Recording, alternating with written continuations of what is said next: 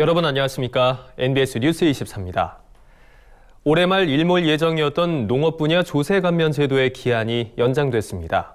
정부가 21일 발표한 2020년도 세법 개정안에 이 내용이 담겼는데요. 2022년 말까지 농업 분야 조세 특례는 유지될 예정입니다. 네, 농업계는 정부의 세제 혜택 연장을 환영하면서도 연장 기한이 짧은 점에 대한 아쉬움을 드러냈는데요. 일부 필요한 사업에 대해서는 일몰제를 폐지해야 한다는 주장도 나왔습니다. 강창호 기자가 보도합니다.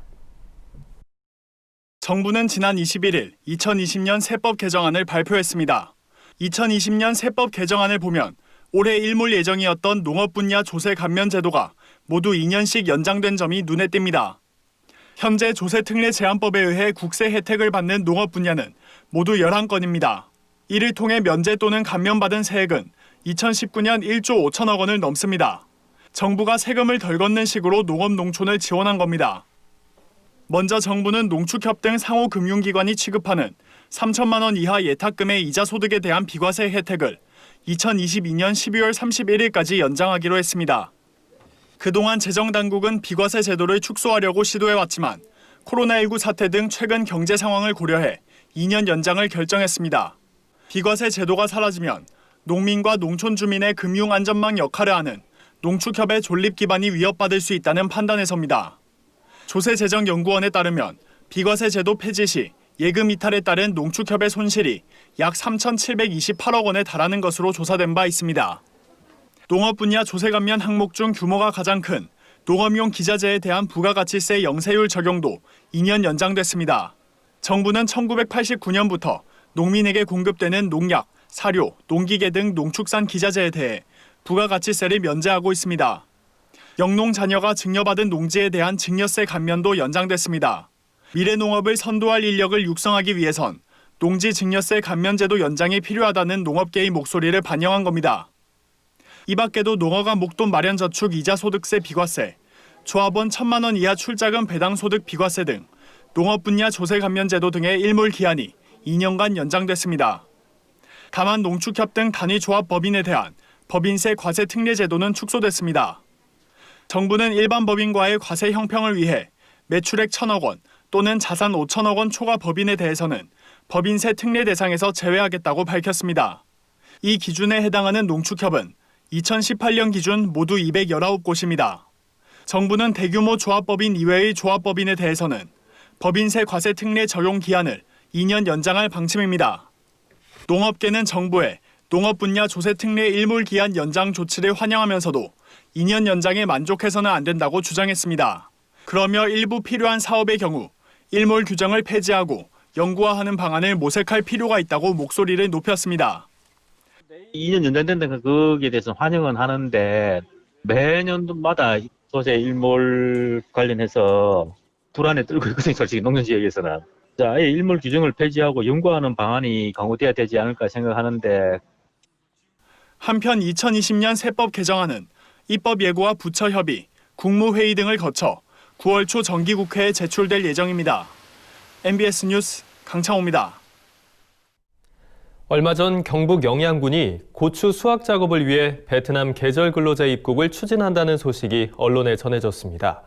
그런데 양국 정부의 입장차가 좁혀지지 않으면서 결국 입국이 무산됐습니다. 어떻게 된 사정인지 김인경 기자가 취재했습니다. 경북 영양군이 추진하던 외국인 계절 근로 사업이 중단됐습니다. 영양군은 당초 베트남 타이응우옌 성과 협의해 외국인 계절 근로자 380여 명을 이달 중 입국시킬 예정이었습니다. 고추 수확 등 농작업에 필요한 일손이 턱없이 모자랐기 때문입니다. 영양군은 이를 위해 7억 원의 비용을 자체 조달할 계획이었습니다. 계절 근로자가 입국한 뒤 2주간의 시설 격리 비용을 군과 농가가 7대 3으로 부담하고 전세기 운항 비용의 40%를 군에서 지원할 예정이었습니다. 7억 원에 달하는 금액을 부담해서라도 외국인을 모셔야 할 만큼 농가의 영농 인력이 절실했던 겁니다. 그러나 코로나19의 해외 유입이 확산되면서 법무부가 대응 지침을 강화했고 여기에 베트남 정부가 협조하지 않으면서 이들의 입국은 무산됐습니다. 법무부는 현재 베트남 정부가 자국민의 귀국을 금지하고 있어 입국을 불허할 수밖에 없다고 설명합니다.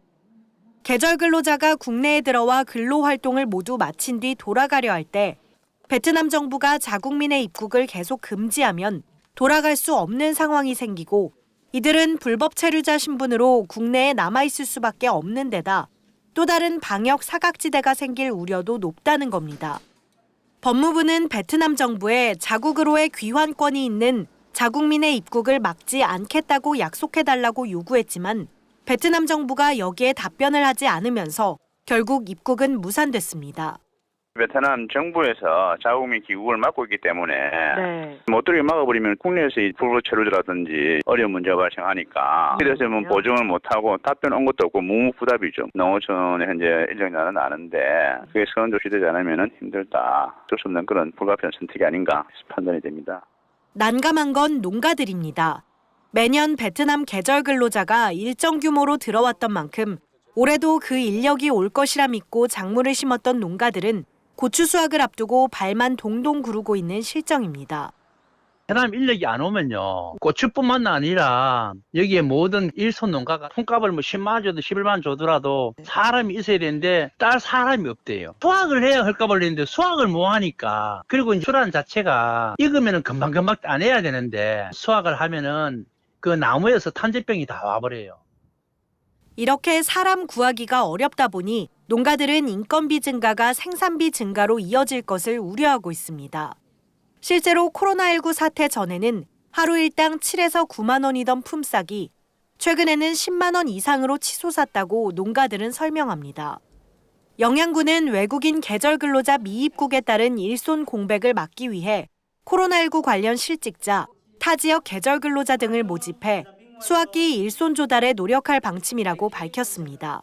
코로나 관련해서 실직자들도 있을 거고 다른 지방에 있는 계절 근로 이제 농작물 수확이 시기적으로 좀 차이가 나니까 그런 데 있었던 인력들도 모집을 해서 저희들도 최대한 일손 부족 문제를 해결하려고 준비 중에 있습니다. 고양이 손이라도 빌린다는 수확철, 영농 인력 수급 차질로 농산물 수급에까지 문제가 생기는 일이 없도록 범정부적 대응 방안 마련이 시급해 보입니다. NBS 뉴스 김인경입니다. 정부가 포스트 코로나 정책 중 하나로 그린 뉴딜을 내세우면서 저탄소 친환경 농업이 한층 더 강화될 것으로 전망되고 있습니다.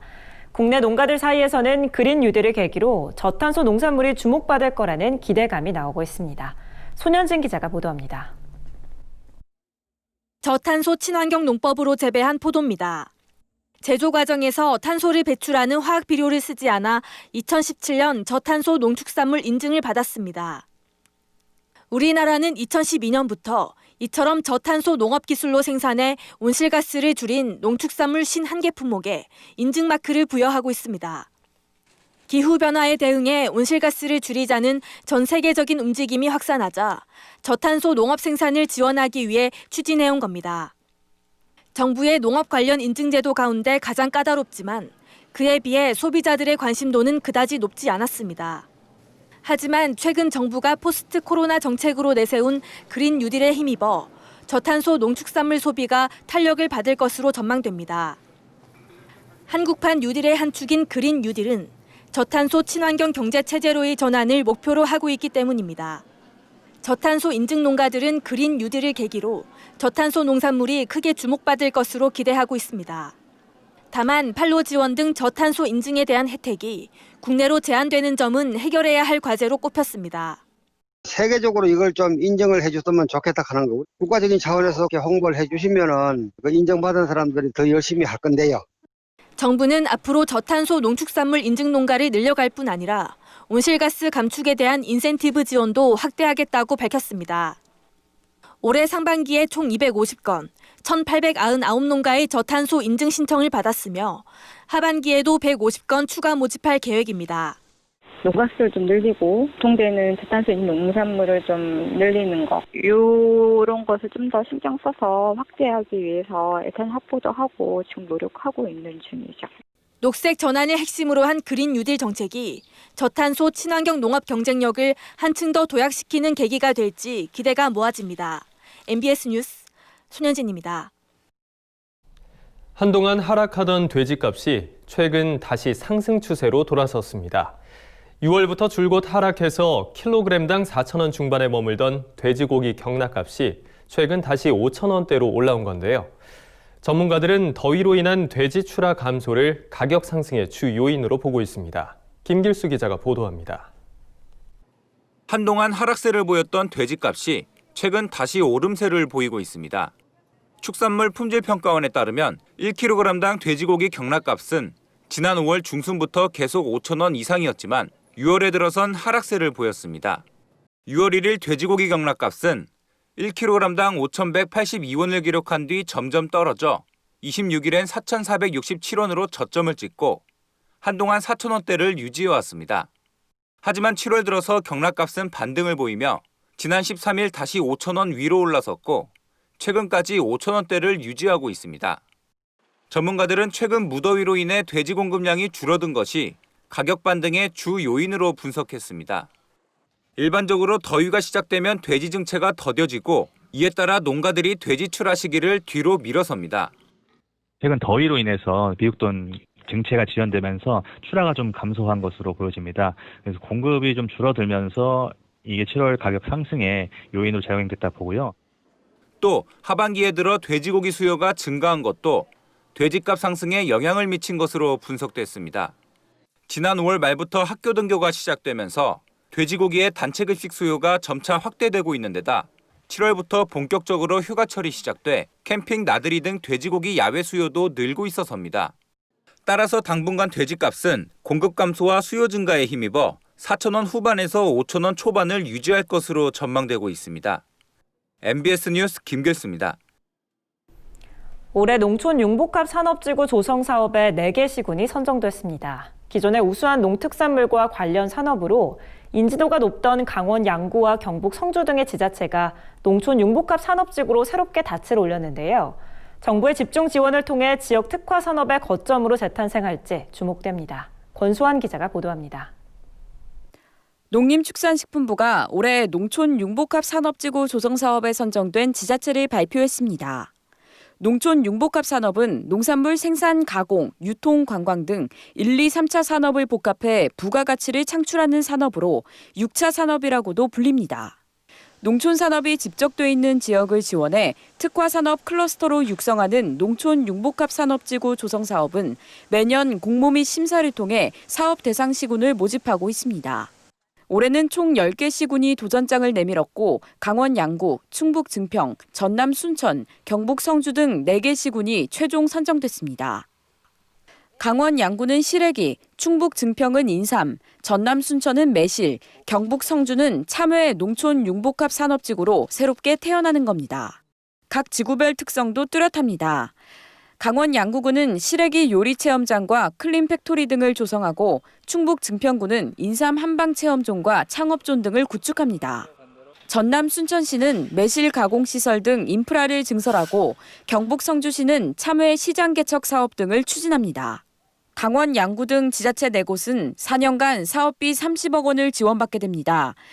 사업비는 농촌 산업 인프라를 보완하는 공동사업, 제조 판매 체험 등 공동 인프라 조성, 새로운 상품과 서비스 개발, 기술 경영 컨설팅과 홍보 등에 활용할 수 있습니다. 한편 농촌 융복합 산업지구 조성 사업은 2014년 세계 지구 시범 사업을 시작으로 2019년까지 24개소를 선정했습니다. 전문가들은 농촌 융복합 산업지구를 지원함으로써 농특산물을 집중 육성하고 지역경제 고도화를 위한 발판을 마련할 수 있다고 덧붙였습니다. 지역 내에 있는 1차 생산 농가와 2차 가공업체, 3차 유통 및 관광산업 간의 연계를 통해서 집적화함으로써 지역의 특화 농식품을 효과적으로 육성할 수 있을 것으로 1, 2, 3차 농촌산업 융복합 지역을 중심으로 어떤 부가가치가 창출될지 기대가 모이고 있습니다. MBS 뉴스 권수환입니다. 다음은 간추린 뉴스입니다. 농림축산식품부가 내년도 식품 소재 및 반가공산업 육성사업 대상자를 오는 8월 12일까지 공개 모집합니다. 지원 대상은 생산자 단체와 식품기업 중 총 출자금이 1억 원 이상, 설립 후 운영 실적이 1년 이상인 법인으로 희망자는 신청서와 관련 서류를 구비해 오는 8월 12일까지 관할 시군구 담당 부서에 제출하면 됩니다.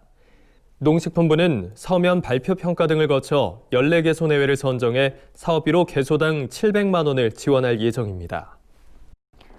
경기농협지역본부와 안성 양성농협이 최근 농협 온라인 농산물 거래소 양파관에 농산물 우수관리 인증 양파 5톤을 출하하며 본격 운영에 들어갔습니다. 농협 온라인 농산물 거래소는 인터넷 모바일을 기반으로 구축한 농산물 온라인 거래 시스템으로 생산자가 출하 등록하면 소비지 유통 주체가 입찰 또는 정가 수입 매매로 직거래하는 온라인 공영 유통 시장입니다. 경기농협지역본부 관계자는 온라인 거래에 적합한 산지와 품목을 지속적으로 발굴하겠다고 밝혔습니다. 충청남도가 밤 재배 농가의 소득 증대를 위해 오는 8월 말까지 도내 5개 시군 6,078헥타르를 대상으로 밤나무 해충 항공 방제를 추진합니다. 대상 지역은 천안 130헥타르, 공주 3,013헥타르, 부여 2,802헥타르, 예산 61헥타르 등으로 이번 항공방제에는 산림청 헬기 28대가 투입되며 산림청 권장 친환경 약재가 사용됩니다.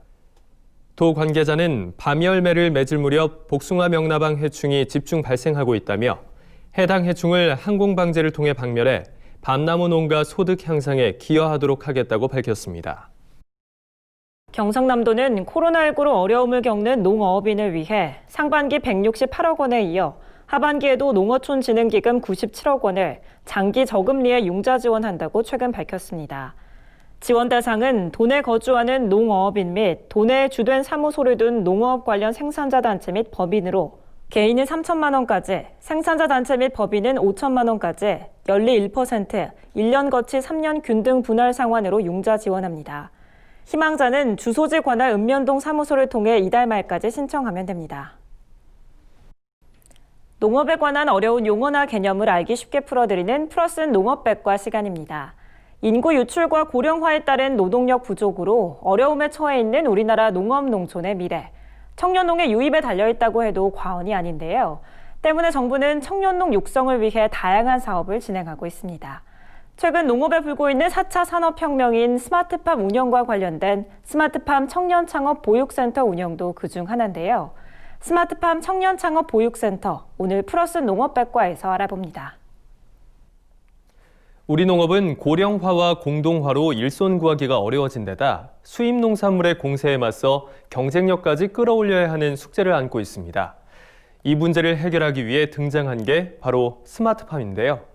스마트팜이란 정보통신 기술을 융복합해 온실과 축사, 과수원 등의 작물 생육 환경을 원격적으로 제어하는 신개념 농장을 말합니다.